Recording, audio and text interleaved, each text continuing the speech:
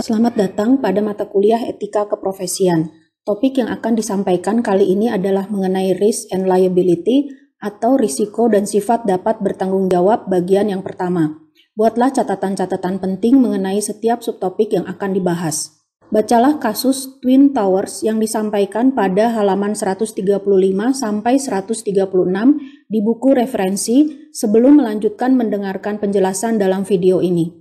Berdasarkan kasus Twin Towers tersebut, muncul pertanyaan dalam benak para insinyur bagaimana kegagalan struktur bangunan ini dapat terjadi, mengapa kode etik bangunan tidak dapat melindungi masyarakat dengan baik, dan bagaimana bencana kegagalan struktur bangunan ini dapat dicegah di masa mendatang. Pertanyaan yang lebih besar adalah mengenai sebesar apa risiko yang dapat diterima dan pendekatan apa yang dapat dilakukan terhadap risiko tersebut. Memperhatikan masalah keamanan adalah suatu hal yang umum untuk para insinyur. Bagaimana para insinyur dapat berurusan dengan faktor keamanan dan risiko, terutama ketika mereka berhadapan dengan kemungkinan adanya tuntutan terhadap munculnya bahaya. Dalam kasus Twin Towers, risiko semakin meningkat akibat lemahnya kode etik bangunan dan penggunaan desain struktur yang baru tanpa melalui adanya tahap pengujian. Padahal kode etik bangunan memerlukan adanya pengujian. Kasus ini menggambarkan fakta bahwa teknologi pasti melibatkan risiko, dan inovasi biasanya meningkatkan risiko. Seseorang tidak dapat menghindari risiko hanya dengan cara mencoba dan memperbaiki desain. Tetapi inovasi menciptakan teknologi yang risikonya tidak dapat sepenuhnya dimengerti, sehingga meningkatkan kemungkinan adanya kegagalan. Tanpa inovasi tidak ada kemajuan.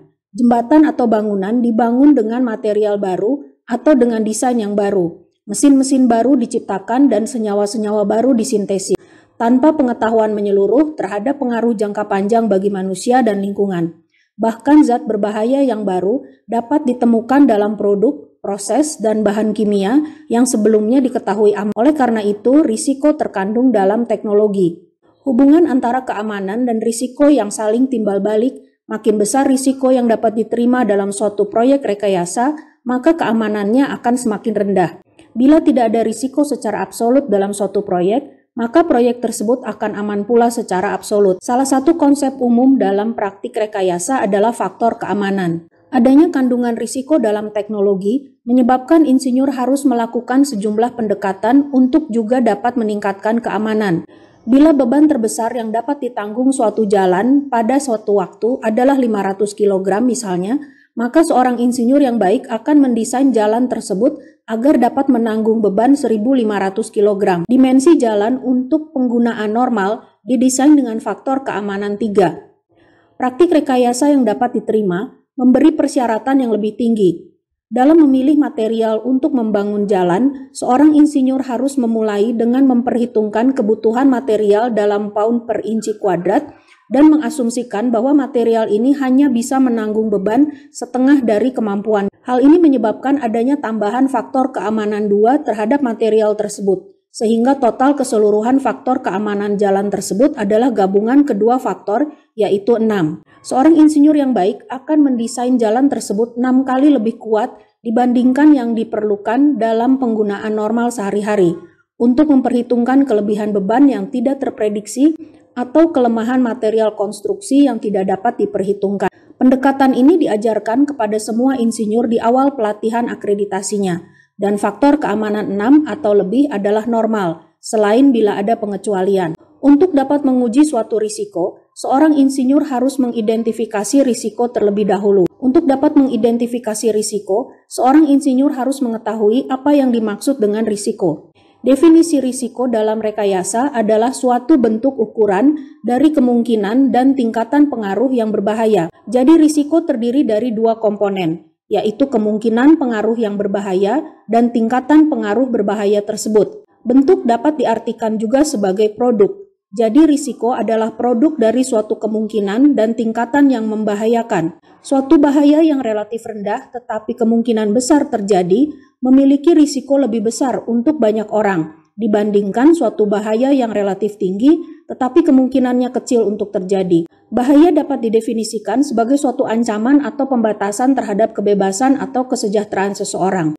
Pemahaman para insinyur mengenai istilah bahaya adalah sesuatu yang relatif mudah dikuantifikasi sebagai suatu kegagalan terhadap aspek fisik dan kesejahteraan ekonomi. Kegagalan desain suatu bangunan yang menyebabkan runtuhnya bangunan tersebut menghasilkan kerugian pada pemilik bangunan dan kematian penghuni bangunan. Kegagalan desain suatu pabrik kimia dapat menyebabkan kecelakaan dan musibah secara ekonomi. Bahaya-bahaya ini diukur dalam bentuk jumlah kematian, biaya pembangunan kembali, atau perbaikan bangunan, dan lain-lain. Konsep risiko pada rekayasa berfokus pada fakta adanya kemungkinan dan tingkatan bahaya, dan tidak adanya evaluasi implisit mengenai apakah risiko tersebut dapat diterima secara moral atau morally acceptable. Untuk menentukan apakah suatu risiko dapat diterima secara moral, insinyur dan para ahli risiko atau risk expert akan melihat aspek kebermanfaatannya, sehingga semua pertanyaan yang berhubungan dengan moral dapat dijawab dengan pernyataan bahwa pelaksanaan pekerjaan tersebut dapat memaksimalkan kesejahteraan. Bagi seorang ahli risiko, risiko yang dapat diterima atau acceptable risk adalah bila suatu produk dari kemungkinan dan tingkatan bahaya yang sama atau melebihi produk dari kemungkinan dan tingkatan bahaya yang lebih menguntungkan, dan tidak ada pilihan lain bila produk dari kemungkinan dan tingkatan yang menguntungkan tersebut lebih besar. Untuk mengimplementasikan aspek risiko yang dapat diterima, perlu adanya adaptasi terhadap analisis biaya dan manfaat atau cost-benefit analysis. Untuk mengaplikasikan metode ini terhadap risiko, istilahnya seringkali disebut sebagai analisis risiko dan manfaat atau risk-benefit analysis, karena biaya diukur dalam bentuk risiko kematian, cedera, atau bahaya lainnya yang berhubungan dengan pelaksanaan pekerjaan. Namun untuk menyederhanakan, selanjutnya kita akan menggunakan istilah cost-benefit analysis. Pada kasus proses manufaktur yang menghasilkan uap berbau yang kemungkinan berpengaruh terhadap kesehatan karyawan, yaitu di halaman 138 buku referensi, berdasarkan aspek cost-benefit, apakah risiko uap berbau yang dihadapi karyawan dapat diterima? Untuk dapat menjawab hal tersebut, perlu dilakukan identifikasi bahaya dan cost atau biaya yang dikeluarkan sebagai dasar melakukan cost-benefit analysis. Cost atau biaya yang perlu diidentifikasi misalnya adalah biaya untuk mencegah atau mengurangi timbulnya bahaya, dan biaya untuk tidak melakukan pencegahan terhadap kematian yang mungkin timbul akibat uap berbau yang dihasilkan. Biaya untuk mencegah atau mengurangi timbulnya bahaya misalnya biaya untuk memodifikasi proses sehingga dapat menghilangkan atau mengurangi uap berbau, biaya penyediaan masker khusus, biaya pembuatan sistem ventilasi yang lebih baik, dan biaya penyediaan alat keamanan lain untuk mencegah kematian. Sedangkan biaya untuk tidak melakukan pencegahan misalnya adalah menyediakan tambahan biaya perawatan kesehatan, menyediakan biaya untuk menghadapi publisitas yang buruk, biaya santunan kematian untuk keluarga karyawan, dan biaya-biaya lain yang berhubungan dengan kematian. Berdasarkan kedua kelompok kos atau biaya tersebut, kemudian dapat diputuskan tingkatan risiko yang dapat diterima. Bila total biaya pencegahan kematian lebih besar daripada total biaya untuk tidak mencegah kematian, maka tingkatan risiko tersebut dapat diterima. Sedangkan bila total biaya untuk tidak mencegah kematian lebih besar daripada total biaya pencegahan kematian, maka tingkatan risiko tersebut tidak dapat diterima. Pendekatan berdasarkan kebermanfaatan atau utilitarian approach terhadap risiko dalam cost-benefit analysis memiliki kelebihan dalam hal kejelasan, kenyamanan, dan kemudahan untuk diinterpretasikan secara numerikal. Namun dengan pendekatan ini pun cost-benefit analysis masih memiliki keterbatasan, yaitu yang pertama, metode cost-benefit analysis tidak mungkin mengantisipasi semua efek yang berhubungan dengan setiap pilihan, sehingga metode cost-benefit tidak akan memberikan hasil yang reliable. Yang kedua, tidak selalu mudah menerjemahkan semua risiko dan keuntungan dalam bentuk nilai uang. Contohnya, bagaimana menguji risiko yang berhubungan dengan teknologi baru yang mengeliminasi lahan basah atau yang mengeliminasi spesies burung langka tertentu di hutan hujan di Papua. Yang ketiga, tidak dapat memberikan penilaian terhadap distribusi dari risiko dan keuntungan. Contohnya, apakah suatu kebermanfaatan dapat dihasilkan dengan mendedahkan pekerja pada suatu lingkungan yang memiliki risiko besar menimbulkan penyakit dan kematian. Yang keempat, cost-benefit analysis tidak dapat memberikan persetujuan terhadap risiko yang ditimbulkan oleh teknologi, karena umumnya masyarakat berpikir bahwa persetujuan adalah merupakan hal penting untuk membenarkan adanya risiko. Pendekatan berdasarkan kemampuan atau capabilities-based approach untuk mengukur kerugian atau bahkan keuntungan dari suatu bencana dianggap lebih baik daripada mengidentifikasi bahaya, karena capabilities-based approach menggambarkan kemampuan manusia dalam mencapai hidup yang bernilai.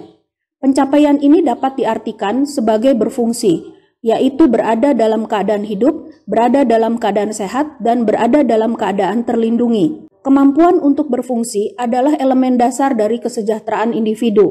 Keuntungan utama menggunakan capabilities-based approach dalam mengidentifikasi dampak bencana terhadap masyarakat adalah yang pertama, mampu mengidentifikasi berbagai efek atau keuntungan dari suatu bencana. Yang kedua, karena kemampuan adalah aspek dasar kesejahteraan individu, maka pendekatan ini berfokus pada hal-hal utama yang perlu diperhatikan dalam menguji dampak sosial suatu bencana. Yang ketiga, capabilities-based approach menawarkan pendekatan yang lebih akurat dalam mengukur dampak sebenarnya dari suatu bencana terhadap kesejahteraan individu. Dan yang keempat, dibandingkan memperhatikan berbagai akibat yang dapat meningkatkan kesulitan dalam mengkuantifikasi, capabilities-based approach lebih mempertimbangkan beberapa kemampuan yang penting. Berdasarkan keempat keuntungan tersebut, capabilities-based approach memberikan prinsip-prinsip dasar untuk memberikan keputusan mengenai risiko yang dapat diterima dan dapat ditoleransi. Terdapat perbedaan besar antara pendekatan oleh seorang insinyur dan pendekatan oleh masyarakat awam terhadap suatu risiko, yang seringkali menimbulkan miskomunikasi dan kekecewaan. Menurut para insinyur dan ahli risiko, masyarakat sering salah memperkirakan probabilitas kematian dan kecelakaan dari berbagai aktivitas atau teknologi. Masyarakat awam cenderung melebih-lebihkan perkiraan suatu risiko dengan probabilitas rendah yang berhubungan dengan penyebab kematian dan mengabaikan perkiraan suatu risiko dengan probabilitas tinggi yang berhubungan dengan penyebab kematian. Kecenderungan yang terakhir dapat menimbulkan kepercayaan diri yang berlebihan yang tidak berdasar atau hanya berpegang pada informasi yang pertama kali didapat. Perbedaan pendekatan oleh seorang insinyur dan masyarakat awam mengenai probabilitas kejadian tertentu didasari juga oleh perbedaan konsep risiko dan risiko yang dapat diterima. Masyarakat sering menggabungkan konsep risiko dan risiko yang dapat diterima, sedangkan insinyur sama sekali membedakan keduanya. Selain itu, masyarakat lebih sering menggunakan istilah berisiko atau risky dibandingkan dengan risiko atau risk. Dalam percakapan publik, penggunaan istilah berisiko lebih sering dilakukan. Alasan untuk mengelompokkan sesuatu itu berisiko adalah karena sesuatu itu baru dan tidak dikenal. Misalnya masyarakat berpikir bahwa keracunan makanan akibat mikroba lebih rendah risikonya, sedangkan memakan makanan yang diradiasi adalah berisiko. Kenyataannya, dalam hal probabilitas bahaya, lebih berbahaya mikroba dibandingkan radiasi. Tetapi bahaya yang didapat dari mikroba lebih dikenali dan umum terjadi di mana-mana. Sedangkan bahaya dari makanan yang diradiasi tidak dikenali dan baru. Alasan lain mengelompokkan sesuatu itu berisiko adalah bahwa informasi mengenai sesuatu tersebut diperoleh dari sumber informasi yang masih dipertanyakan. Misalnya membeli mobil dari seorang teman terpercaya yang menyatakan bahwa mobil tersebut berada dalam kondisi yang baik adalah tidak berisiko, sedangkan membeli mobil dari penjual mobil bekas yang tidak dikenal adalah berisiko. Masyarakat juga membedakan antara sesuatu yang tidak berisiko dan kurang berisiko. Kurang berisiko tidak berarti risiko dapat diterima. Misalnya perusahaan asuransi memberi nilai faktor risiko 20 kali lebih besar terhadap risiko yang disebabkan oleh manusia dibandingkan risiko yang disebabkan oleh alam. Risiko yang tidak disadari atau disebabkan oleh manusia maupun alam diberi nilai faktor risiko 100 kali lebih besar dibandingkan risiko yang disadari. Risiko yang tiba-tiba atau jarang terjadi diberi nilai faktor risiko 30 kali lebih besar dibandingkan risiko yang sering terjadi. Terdapat aspek moral khusus mengenai konsep risiko dan risiko yang dapat diterima oleh masyarakat awam, yaitu kebebasan dan persetujuan dan kesetaraan atau keadilan. Terdapat 3 syarat bagi seseorang untuk dapat memberikan kebebasan dan persetujuan pendedahan terhadap risiko suatu teknologi, yaitu yang pertama, orang tersebut tidak dalam keadaan tekanan atau keterpaksaan. Yang kedua, orang tersebut harus memiliki cukup informasi yang berkaitan. Dan yang ketiga, orang tersebut harus cukup rasional dan kompeten untuk mengevaluasi informasi. Memberikan kebebasan dan persetujuan terhadap risiko teknologi tidaklah mudah. Beberapa hal yang menyebabkannya antara lain, yang pertama, sulit untuk mengetahui apakah persetujuan diberikan secara sukarela. Misalnya, dapatkah seorang karyawan memberikan persetujuannya ketika ia harus terus-menerus bekerja di sebuah pabrik yang memiliki kondisi kerja yang tidak aman? Mungkin ia tidak memiliki pilihan tempat kerja yang lain. Yang kedua, masyarakat seringkali tidak mendapat informasi yang cukup mengenai bahaya atau tidak mampu mengevaluasi informasi tersebut secara tepat. Misalnya, masyarakat awam seringkali salah memperkirakan risiko. Mereka mengabaikan probabilitas kejadian yang belum pernah terjadi sebelumnya atau yang tidak menjadi perhatian mereka, tetapi membesar-besarkan probabilitas kejadian yang dramatis dan terjadinya bencana. Seringkali tidak memungkinkan untuk mendapatkan persetujuan dari individu yang berhadapan langsung dengan risiko teknologi. Misalnya, bagaimana mungkin seorang manajer pabrik mendapatkan izin dari penduduk sekitar pabrik untuk mengeluarkan substansi ke udara yang menyebabkan masalah pernapasan ringan dalam suatu area kecil dalam populasi. Apakah fakta bahwa masyarakat sekitar pabrik tidak melakukan protes merupakan bukti bahwa mereka memberikan izin? Bagaimana bila mereka tidak tahu mengenai substansi tersebut, tidak mengerti dengan tepat apa yang dapat diakibatkan oleh substansi tersebut, atau hanya terlalu bingung dengan hal-hal yang lain? Risiko dan keuntungan yang muncul dari teknologi seringkali tidak terdistribusi setara. Misalnya, banyak orang mendapat keuntungan dari tanaman kapas, tetapi hanya pekerja pabrik pemintalan kapas yang mendapatkan risiko menderita bisinosis, yaitu penyakit gangguan pernapasan yang disebabkan oleh paparan debu kapas di pabrik. Tentu saja sulit untuk mendistribusikan risiko dan keuntungan secara seimbang. Namun seringkali orang-orang yang terpapar pada risiko teknologi tidak mendapatkan keuntungan dengan tingkatan yang sama. Contoh lain adalah beberapa tahun yang lalu di Amerika Serikat diajukan proposal pembangunan dermaga untuk membongkar muatan gas alam cair di Teluk Meksiko di lepas pantai Texas. Gas alam cair akan didistribusikan ke banyak tempat di Amerika Serikat sehingga banyak penduduk yang diuntungkan dengan adanya proyek ini. Namun hanya penduduk di sekitar dermaga yang akan mendapatkan risiko bila terjadi ledakan kapal atau tangki penyimpanan gas. Karena tidak memungkinkan untuk menyeimbangkan distribusi risiko, maka mendapatkan persetujuan dan kompensasi harus menjadi pertimbangan utama dalam perencanaan proyek dan dievaluasi secara moral. Sehingga kemudian dirumuskan kriteria acceptable risk bagi masyarakat awam, yaitu yang pertama, risiko diasumsikan sebagai kebebasan dan persetujuan atau dikompensasikan dengan benar. Dan yang kedua, risiko didistribusikan secara adil atau dikompensasikan dengan benar. Kriteria ini penting untuk diketahui sebagai perspektif masyarakat awam dan juga sebagai perspektif moral. Demikian penjelasan mengenai topik risk and liability bagian pertama. Terima kasih.